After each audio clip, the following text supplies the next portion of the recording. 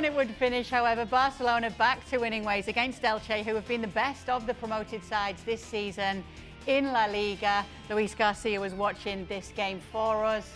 And so let's get word from what we saw in this game from Barcelona as we take a look at where they are in the table right now. Back to within 5 points of Real Madrid, back to second spot as well after 11 games played. This is how things are looking. So, Luis, they are back to winning ways. What did you make of their performance today? I liked the first 35 minutes, actually. I saw a very intense and good Barcelona, creating chances, arriving, scoring goals, and not giving much to Elche. That is a very, very good team. That there wasn't scared to play against Barcelona. They play man-to-man everywhere on the field. That's something that we've seen so far in a couple of 3 teams. But you have to be fearless to do that, because you're going to leave spaces at the back. You're going to leave 1v1 situations against Rashford, against Ferran Torres, against Lamine Yamal, and then you can pay off. But in the second half, we saw once again the Barcelona that we don't want to see, without control of the game, giving so much to Elche. Actually, we saw Elche that had more possession, something that we haven't seen so far for any team during this league against Barcelona. And that meant that the Barcelona was needed to get that third goal to kind of calm down, to try to get back the control, and we saw a little bit of that. Even though that Elche created another couple of chances, Rafa Mir was really a big threat, playing on the left side, but also appearing to the center, also on the right side. So in the end, a good result. That's the best thing of it. Not a cliche, something that we were expecting, or at least we wanted from the first start of the game. And you get closer to Real Madrid. That's the best take from today's. That doesn't clear much about this high line and this way of Barcelona, but at least you get another 3 points and you can build on confidence for what is coming next. What's your takeaway, Ale, from today's game? Shaka, as you know, I'm a glass half full sort of guy. I always have been. Naturally. Yeah.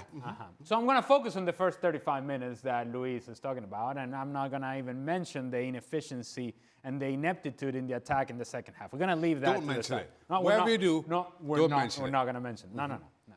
The sloppiness of the second half. Don't mention it. We don't need to mention it at all. The first 35 minutes. Against most teams in La Liga, they're going to be able to win games if they play as well as they did in the first 35 minutes. Again, I'm going to ignore the second half. I'm going to ignore some of the bad habits that this team tends to have and tends to show. And I'm going to ignore the vulnerabilities defensively that are still there. I leave that to you, Shaka. You are the source of negativity here.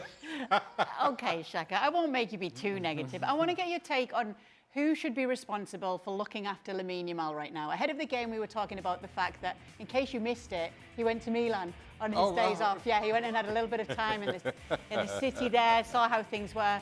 He's got a chronic groin injury. He's got something that's going to continue to bother him, and they're talking about him playing through pain, and they're talking about his agent having to get involved and that he's only 18. Whose responsibility is this to be giving him the advice? I think it's the clubs. The club have to take a greater responsibility, and Lamine Yamal, all things off the park. In much of the way that Hansi Flick has to do it on the park. The agent is hired by Lamine Yamal. He's employed by Lamine Yamal. And if Lamine insists on doing one thing or the other, the agent can offer his advice, but can't really stop him. Now, for me, that's where the club has to step in, kind of understanding, and let's be honest, kind of given Barcelona's record of bringing through young players from the academy and understanding what it takes to make that jump, even when you're as talented as Lamine Yamal, I'm surprised that they didn't step in sooner, that they haven't kind of taken that responsibility on themselves in terms of guiding Lamine Yamal, the decisions he makes, some of the things he does and says, some of his appearances, which we've been talking about certainly for the last couple of weeks. Right. Okay. And she just described it as a chronic groin injury. Dr. Murray Bonetti. Right. Well, if that is the case, then shouldn't you be taking care of this injury instead of gallivanting in Milan? Well, personally speaking, put yourself aside. A good old gallivant does wonders for my groin injuries. I'm asking the wrong person. I've never said no to a good gallivant. I'm not going to ask Luis Garcia because he's sick of our shenanigans, asking about these young teenagers and the youngsters in La Liga. What I will talk to you about is a man who celebrated his 28th birthday this week in Marcus Rashford, Luis. Hansi Flick's definitely wasn't getting you, the it best wasn't out you, of this Shaq. player. It was definitely not Xhaka. Yeah, definitely. They have to be happy with what Marcus Rashford has bringing to the team. He's a player who is bringing something that Barcelona was missing when you got two wide players who can give you that, beating players, creating opportunities, linking very well. He's also a player who is one of the top assistants in La Liga. It's something that we were not expecting. I'm sure that Hansi Flick is really, really happy with his performances, how he delivers, and also because he's also working hard on that left side, something that is really needed when you are talking about pressing in the last third of the field. This is a dream scenario for Marcus Rashford. You never wish anyone to get injured as a player. You never wish any of your fellow players to get injured, but you ask for a chance at a club as big as Barcelona, and that chance comes to you and you're able to deliver, LA. Well, just think about where Marcus Rashford was this time last year and where his career was going this time last year. And look, I'm sure that Marcus Rashford, when he was in Manchester United, wasn't thinking, you know what I want to do with my life? Aston Villa, this is it. This is where I'm going. Now, this is no disrespect to Aston Villa, but I'm going to suggest that it's not where he saw the trajectory of his career. And I also am certain that he didn't see that from Aston Villa, somehow there was going to be a path to Barcelona. I have mentioned in the past that I think this is the last go around for Marcus Rashford in terms of opportunities at the big time.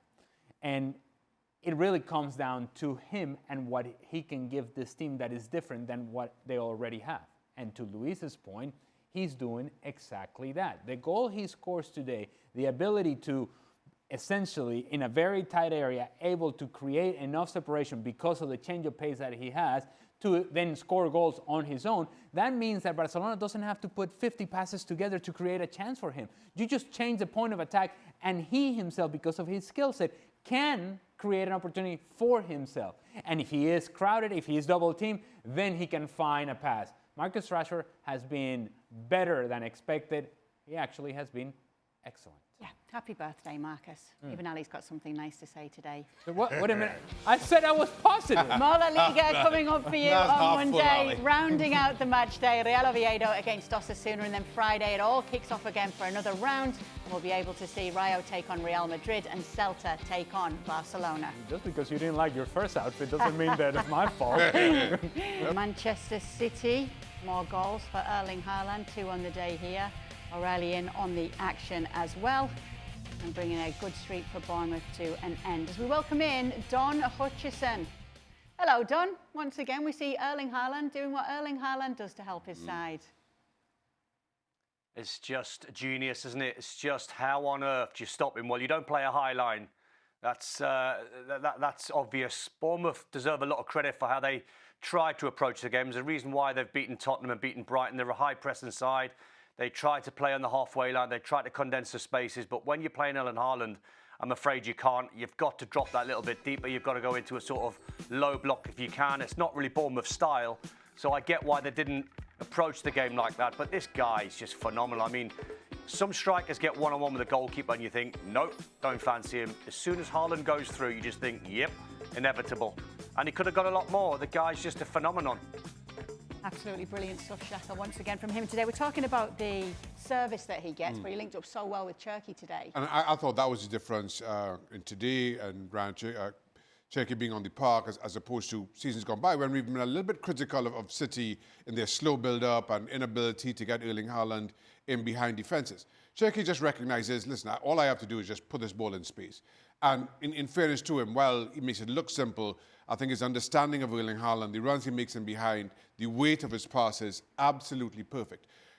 Roll back the clock, a couple of years, and Pep Guardiola was telling Erling Haaland to stay up front, don't drop back and get involved in the play. Yet still, with the goal today, you see him dropping deeper, getting involved, and that just opened up space for him to run in behind. All he needed was somebody to provide that service. In years gone by, it was Kevin De Bruyne, but because of his injuries, etc., didn't happen anywhere near enough. Now, all of a sudden, Cherki on the park, he looks to have that understanding of Erling Haaland, what he's looking for in terms of the balls in behind. And once you put Erling Haaland in behind, 9 times out of 10, he's going to find the back of the net. that the one time Petrovic does make a good save, you don't see Erling Haaland missing many more of those anytime soon. How do you know, Shaka? I don't appreciate the fact that when Don said, when you see a striker, there are some strikers that when they go in a 1v1 situation, you go, nope, and you look straight at me. I did notice that, to be fair. What?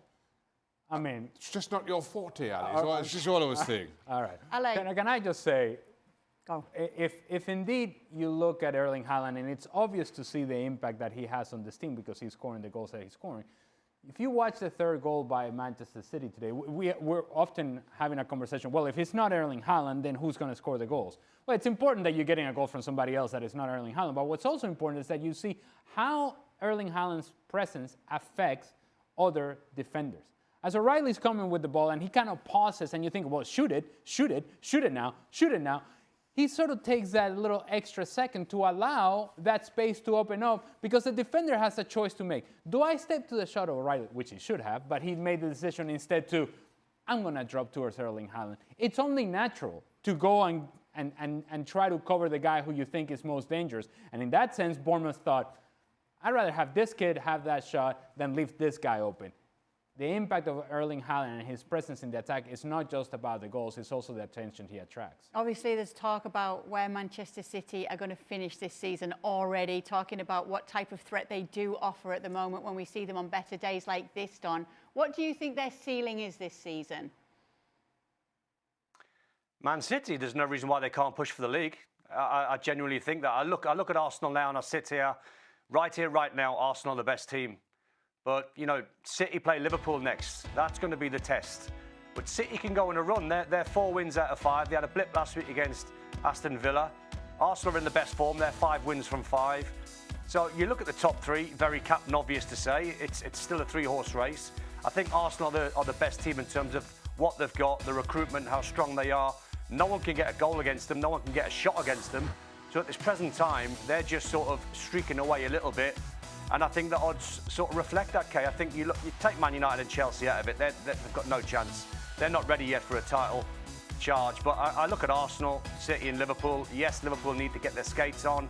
And they probably need to be flawless for about 2 months to try and catch Arsenal. The City game will tell us a lot. I mean, that's going to change all the odds depending on what happens in that game.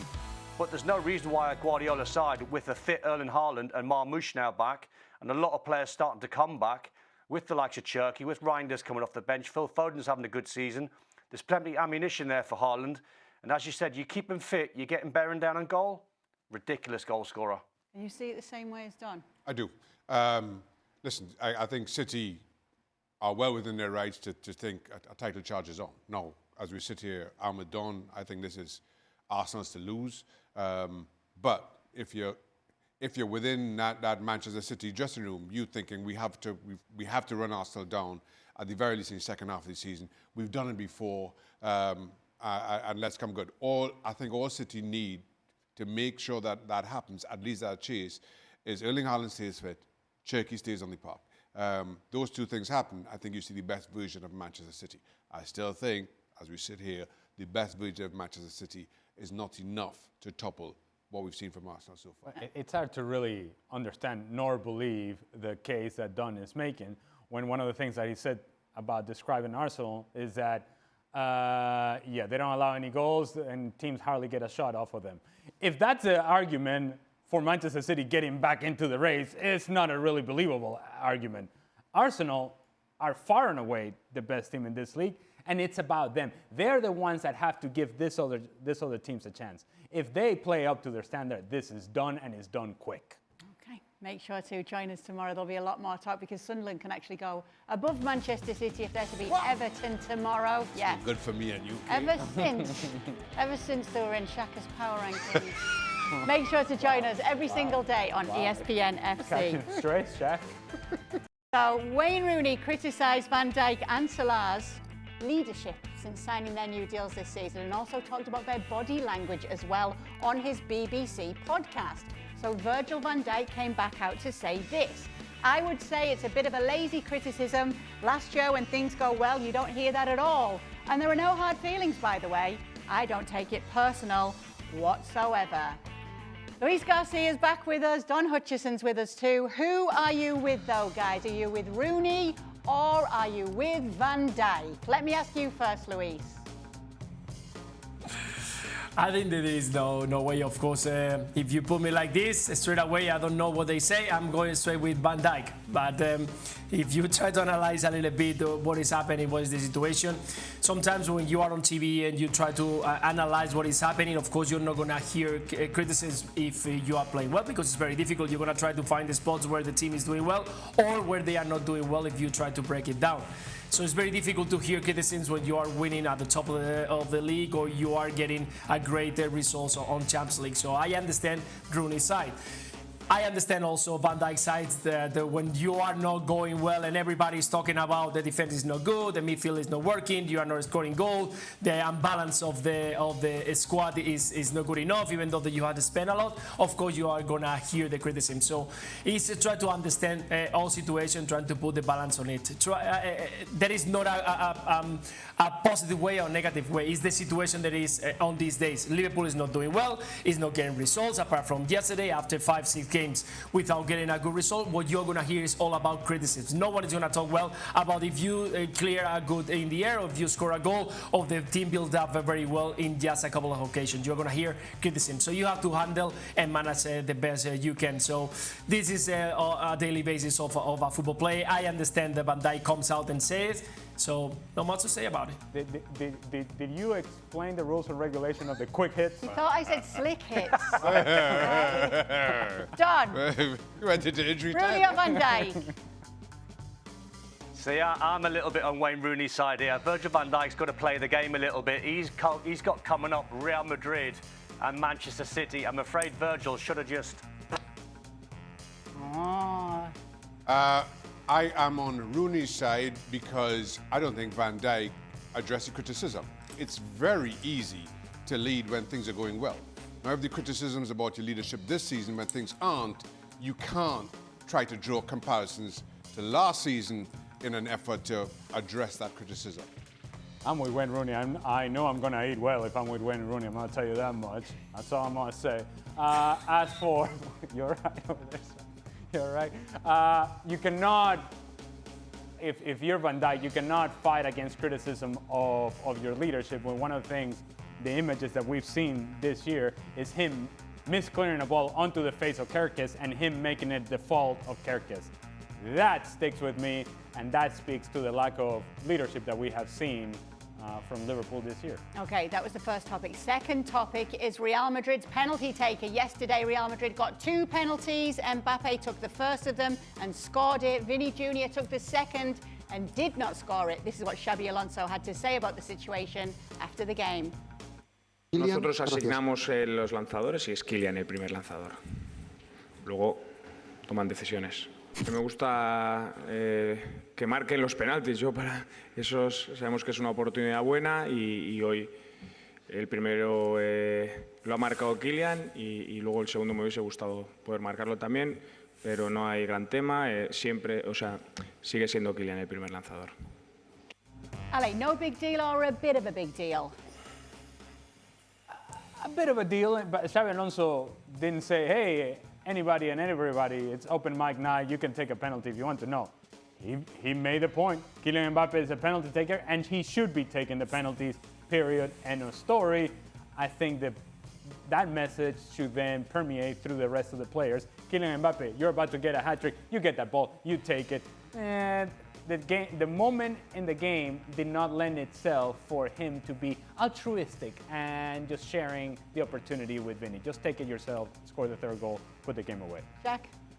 No big deal. I think if Real Madrid get 2 penalties, for argument's sake, against Liverpool, I think Kylian Mbappe takes both.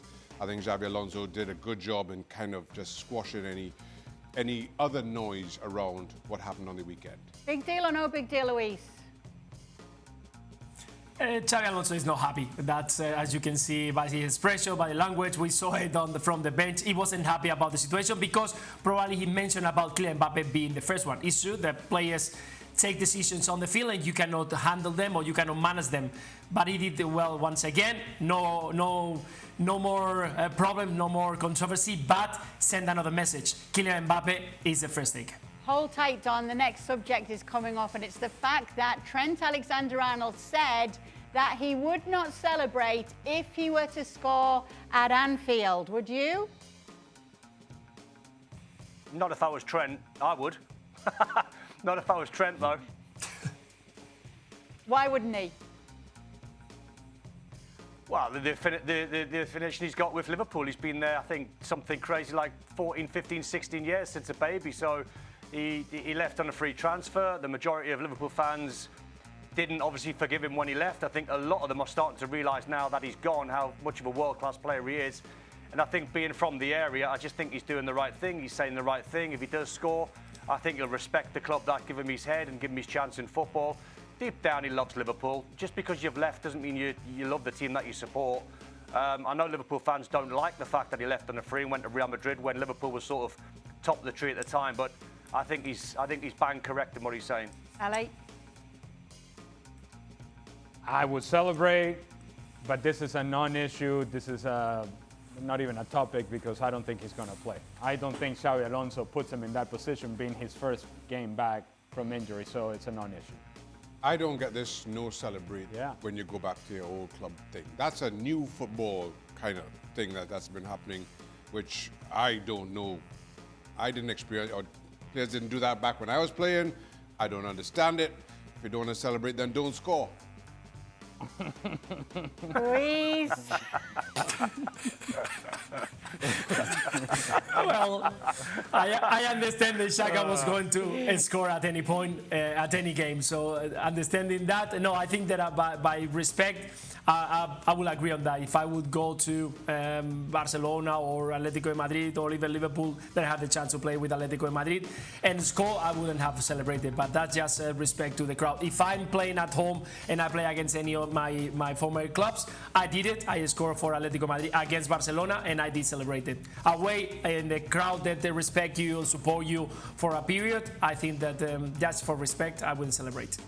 Same game, only one place to start it. It's going to be with Ali Moreno, Xavi Simons, subbed on and eventually subbed off. Pundits always say a manager should never, ever do that.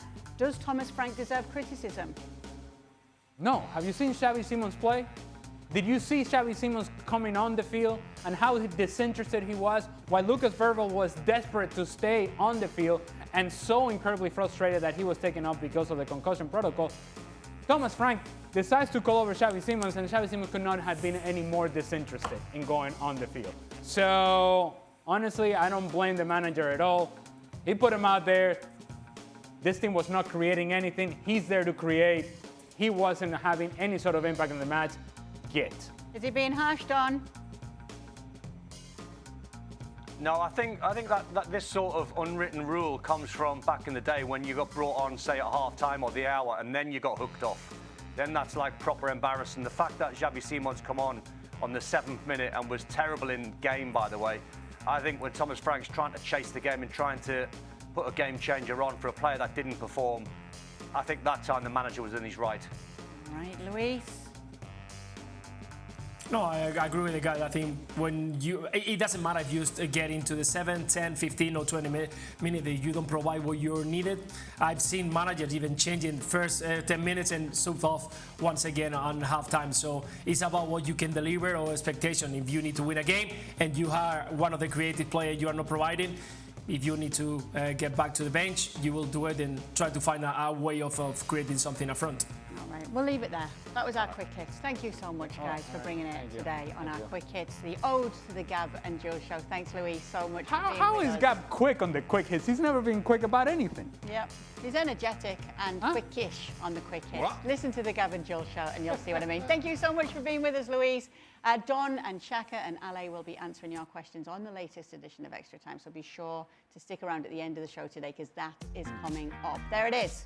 YouTube every single day is where you can catch it. Click subscribe while you're there.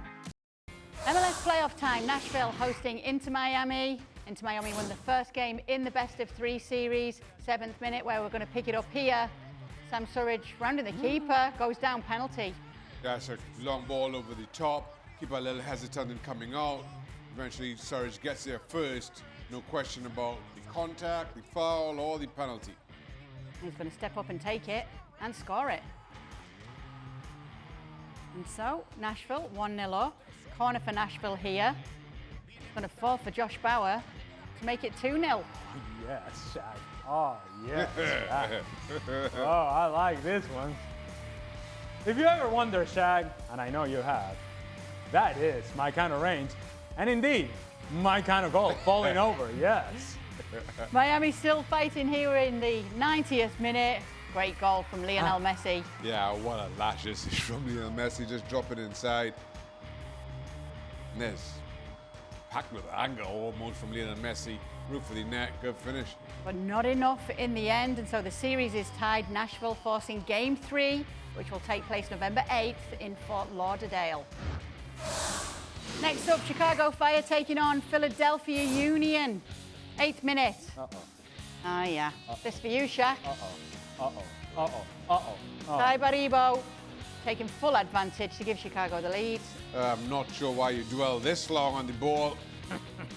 Yeah, not favouring that left foot at all. Nice finish, though. Nice finish. Philly the lead. Yeah, Baribo with the header here. A good ball from the left-hand side, good glancing header, 2-0. Oh boy, it's your boy again, Shaq. It's your boy again, Shaq. Your boy again.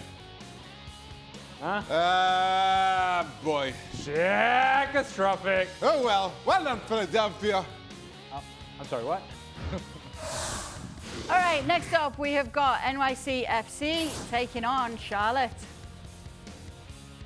NYC FC 1-0 in the series. Penalties. Let's take it straight to penalties here, yeah. Pedro's penalty saved here. Charlotte will get the win. Series tied at 1-1. Okay.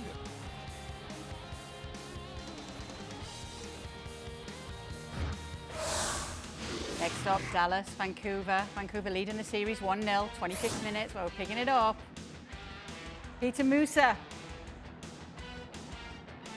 Gonna get the opener. Nice finish, a lot of green to run into here for Musa. Long time to think about it. Very composed with the finish. 93rd minute. Oh boy. Friso and Bongo. Dallas can't clear. Level at 1-1 now. Didn't quite get the first one in, so how about the second one? My kind of range again. Penalty shootout. It's Patrickson and Delgado. Boy. And then Vancouver now leading 4-2 in the shootout. Dallas with their last chance. Nolan Norris. No, he Over. made sure. He made sure. Yeah. Dallas eliminated. Vancouver winning the shootout and advancing to the next round. Portland Timbers hosting San Diego. San Diego leading 1-0 in the series, 18th minute. What a pass that is by the keeper. Sorvella running on and just picked him out with surgical precision. Portland, the 1-0 lead. Oh, well, they're following in. But it was all about the ball from the goalkeeper with surgical precision. We are still in the first half here. Amal Pellegrino is going to get it level. And the defenders just kind of fly by, and then that touch that was behind to begin with ended up being perfect, and so was the finish. Irving Lozano. Oh, Keith.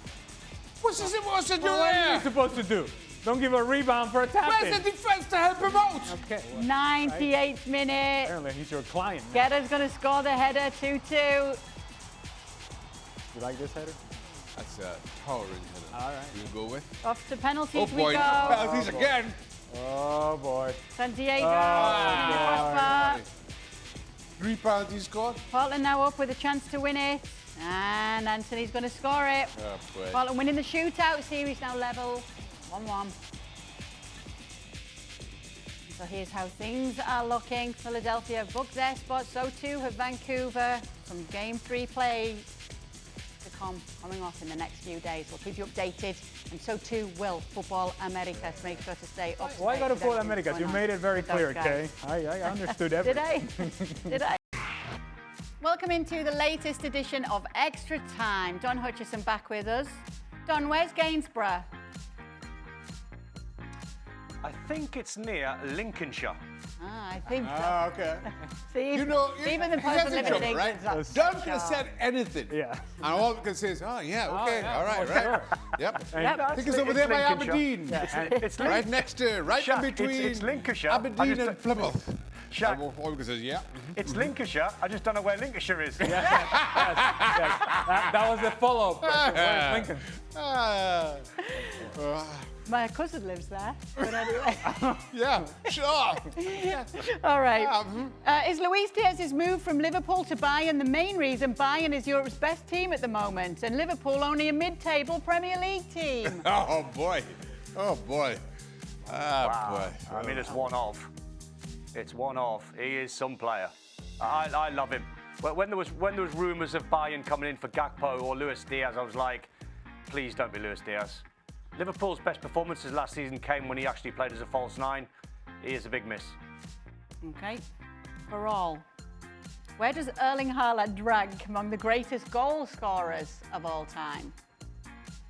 Didn't we already have this question for like 10 days straight? Yeah. Didn't someone say he wouldn't get in the top 20? Yep. Didn't one of you boys say that? No, Was it Craig? neither of these two. No. No. Take that. Craig, it might have been. Yeah, take that criticism somewhere else. Sorry. Take it to No, Lincolnshire. I was on Yeah. the show, Ali. I was Lincolnshire. backing you up on the show because Craig was mentioning some boys from the 60s and the 70s, just trying to get 20 names. Yep. And then deflecting it the next day to say I was only joking. Yeah. I was just having a laugh. But where is he up there? Is he going to be up there? He's going to be up there. Yeah. You gave me a good out there, Kate. I did, didn't I? He's going to be up. Gonna He's be up going to be up there. there. Among the best of the best. And if he ends up breaking the Premier League record in goal score, then how can he not be in the conversation at the very least? I mean, to deny Erling Haaland what he is, what he means to Manchester City, what he has been already in the Premier League, and what he will continue to be, is just silly. I cannot believe you didn't mention Peter Osgood anyway. Oh, I'm sorry. All right. Is Peter Osgood from Gainsborough? Or Dimitar Berbatov, could have mentioned him. Well, he's definitely not from Gainsborough, I know that. No, and Teddy Sheringham's not from Bulgaria either. No, he's not. All right, Don. No. I think Szoboszlai has been one of Liverpool's best players this year. Has his form made it difficult to find a place for Wirtz? Yeah. If Szoboszlai wasn't performing as good as he is, because he has to be in the team, that's why he got shoehorned in at right back, because he is so good. But he is playing out of his skin, I've got to say. I think if you look at the Liverpool players from the start of the season till now, he's easily head and shoulders above everyone else, and that's what's forced Florian Wirtz onto the bench. I think Wirtz's performances have made it difficult to find a place for Wirtz. Just sort of throw that. No, I thought you No, were keep going to going, keep going. Jack. As No, we were I'm building just- up. no, and no, then- no. I'm just saying. No, Wirtz not playing is not solely down to Szoboszlai, because he's not playing well. Hard to find your place when you're not playing well. That's my. I think you were right in stopping before. Yeah. Well, you all told me to go on. No, you're right. I mean, you're the one who moved on. rejected. You know yourself better. That's, Shaq. you know. Hey, you know what? My bad. Apology accepted. Yes, my bad. Ale, Sorry. do you think Inter Miami will make it to the MLS Cup Finals? Well, they better. They better.